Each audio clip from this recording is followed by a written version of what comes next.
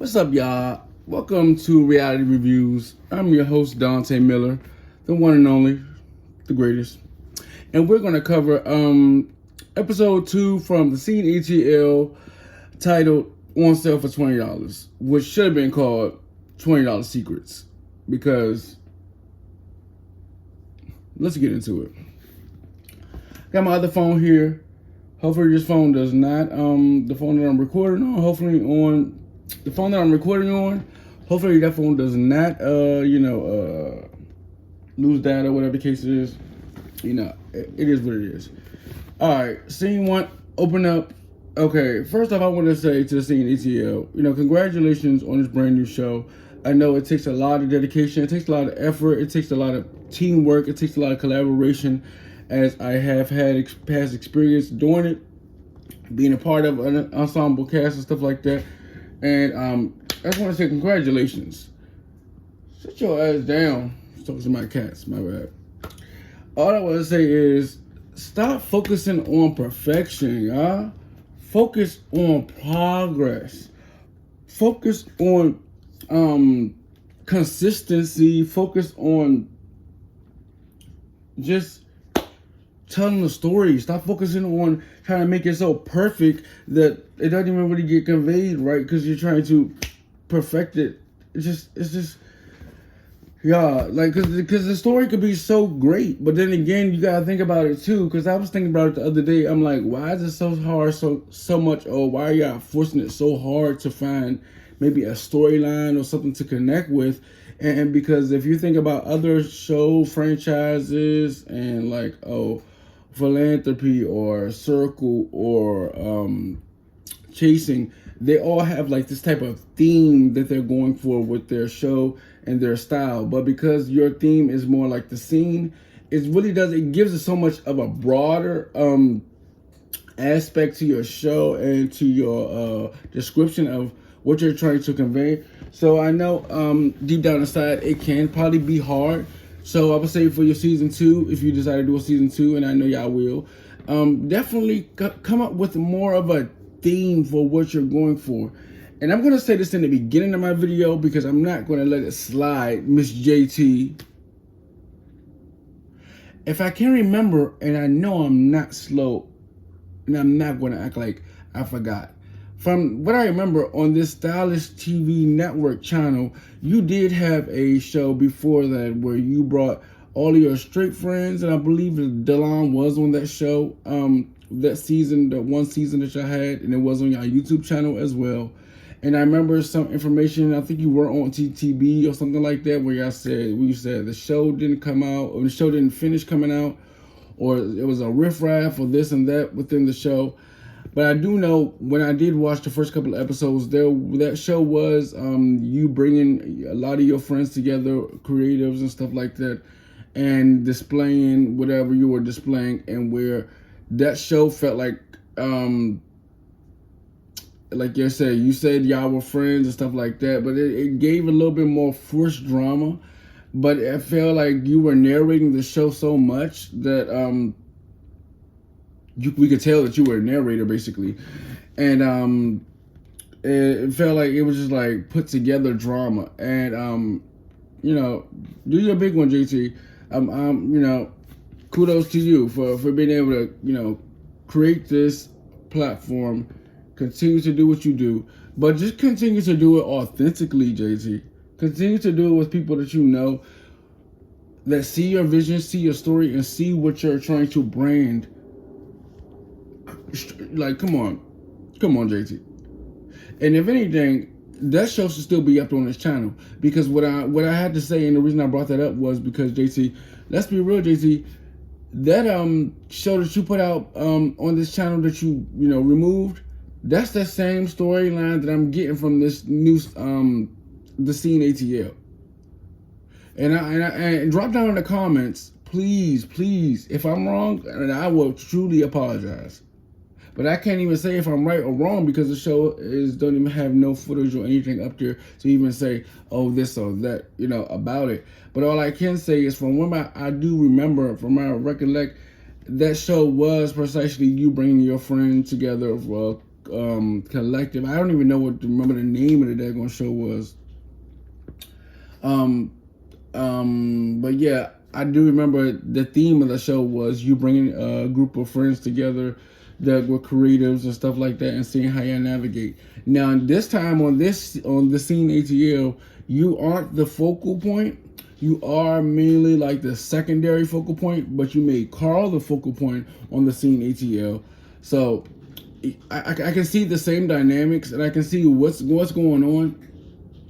So I can't say I can predict it, because I can't predict it, because I don't want to predict it at all. I mean, I want the show to do amazing, but at the end of the day, JT, Carl, and Scotty, the three other people that's on the management team. I do remember, and I do see the correlation between that show and this show, the scene ATL. So y'all, drop it in the comments. Let me know 100%, because I hadn't just let that out, because I knew the other day when I was watching it, I was like, no, this actually makes sense. Like, this sounds like the other show. So I had to, like, literally just, like, speak on it. So, yeah. Let me know. So, like I said, this episode 2 of the Scene ATL season 1 was titled On Sale for $20. And it should have been titled $20 Secrets. Period. Scene 1 opens up. JT is doing a photo shoot for Fauna from Baddies. JT went to college with her together. They went to college together. JT is doing a photo shoot for Fauna reaching 100K followers. Oh, that's my cat. Working with the photographer Tim McGuire. Shout out to JT. Shout out to Fauna. Shout out to Tim McGuire. The photo shoot looked amazing. Fauna looked, just beautiful. JT's, Chic Confessional, Miss Nunn, giving very much, yeah. Okay, this is my problem with that. Here we go. We open up, like I said, with this JT confessional, and she's talking about this makeup artist, and whatever the case is, she's on the phone with somebody with audio being so blah, blah, blah, blah, and I think I did it on purpose. And yeah, you see, I'm catching y'all secrets. Yeah, I kept the audio like that with JT on the phone at the photo shoot, and yeah, I kept the audio like that, kind of ragged, like messed up on purpose, truly, because y'all really did, because JT really wasn't talking about too much for us to even know what she was wanting to hear. Like, whatever she was talking about on the phone, it wasn't much for us to even have to know. So yeah, I think from my understanding, I feel like I did that on purpose, kept the audio messed up the way it did on purpose. But my question is, okay, JT's saying, okay, Fauna's late because the makeup artist is late or something like that. And then we still see in that same exact scene that Fauna still shows up. We skip to Scotty's scene. Okay, now I'm getting some context on Scotty, and it ain't just about this relationship nonsense. We skip to Scotty's scene, Okay. Scotty, like I said, he's an author. Shout out to Scotty. He looks great for 36 years old. We skipped the Scotty scene and things like that. And my bad, I'm still looking down my notes and stuff like that. But, okay, he's meeting up with, the book partner that he met from Twitter. And, Scotty, you meet a lot of people from Twitter. Yeah, I know Twitter used to be popping back in there. Hey.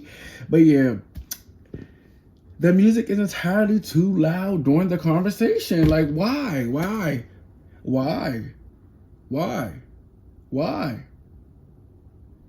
If you need some pointers, if you need the site that I use to perfect or make your audio be crispy clear, just let me know. I'm not going to drop it down here, but just let me know.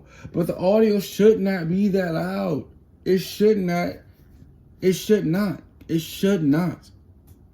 You're in Atlanta, first off.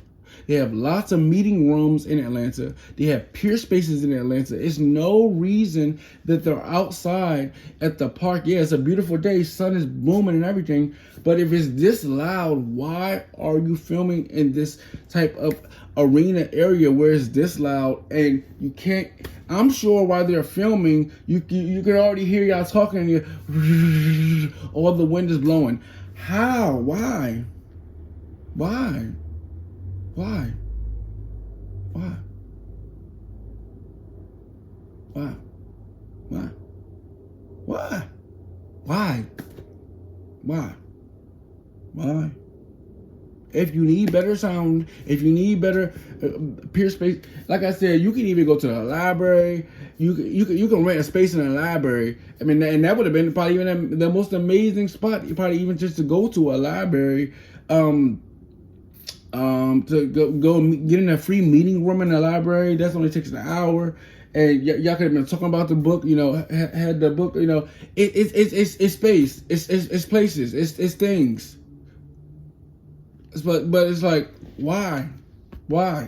These are my thoughts and these are my suggestions. But like I said, we start to hear dialogue, and basically Scotty says he started at 15 years old.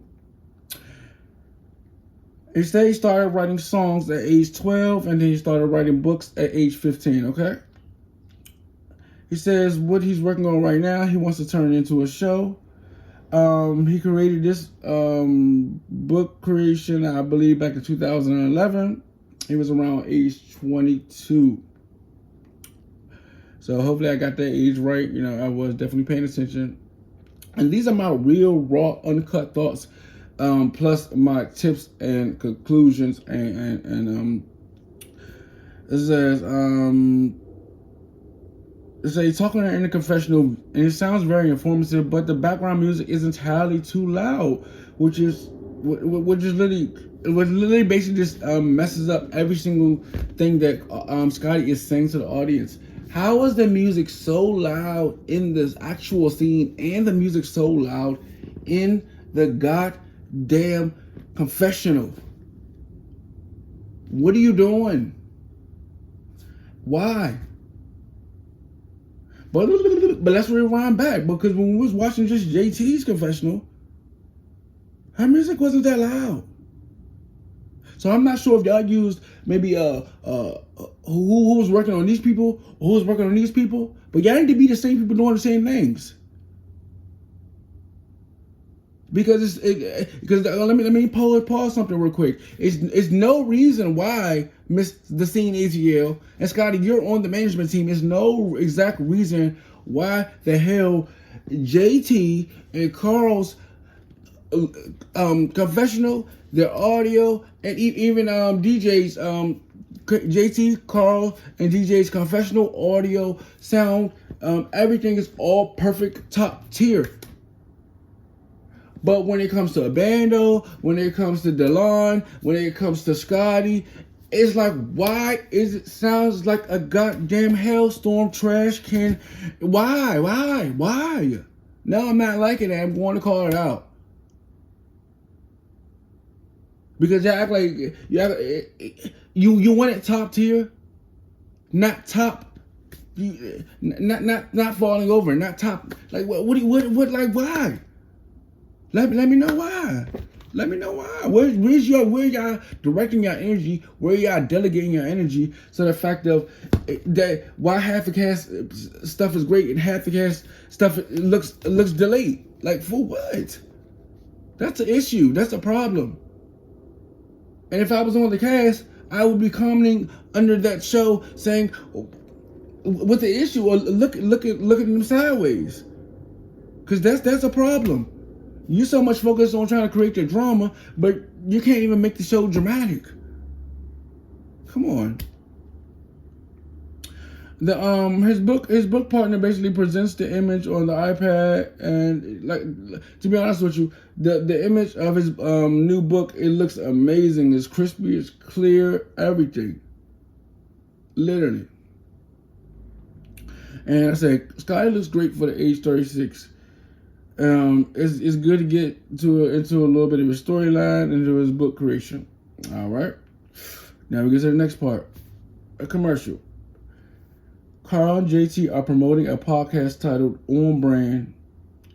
On Monday, they'll talk about the latest gossip, and on Friday, they would catch up.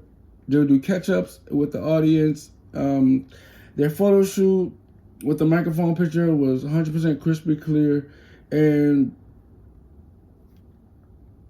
then they said the third day on their podcast they'll do a random day where they'll do catch-up days or something like that. Yeah, I'm sure. Okay, so for this, here's another thing I have to say. Why is it that the cast photo shoot, the individual photos, why is it again that JT and Carl's look 100% top tier crispy? Like they spent $300 on that. But when it comes to Bando, when it comes to Delon, or maybe even just Bando and Scotty, or Delon, when it comes to the rest of the cast, why does it seem like they only spent $100 or $50 on their editing process or the quality of their work? Like what is going on? I know I'm the only one that's seeing this. Give your cast the entire treatment all the way around. Stop the nonsense, bro. Stop. It's weird. It's weird. And I'm not gonna not call it out. Get back into the show. Switch back to the JT photo shoot. Fauna looks amazing. JT switches into her new confessional look. Is it looks a lot more better, 100%, 10 times more better, and things like that. It's giving very much moo cow, polka dot. Just my cat back there, or whatever. And then we get into JT saying, "Oh yeah, my bad, yeah, things didn't work out the other day, but we're making it work out now." And my only question is, if that happened the other day. If the first scene that opened this episode 2 happened the other day, you're on the phone, you're saying, "Oh, Fauna was late because the makeup artist was late," or whatever the case is. Why are we jumping back into this scene where Fauna? Why are you letting us know about this makeup artist and stuff being late? If that's not a focal point into the show, if Fauna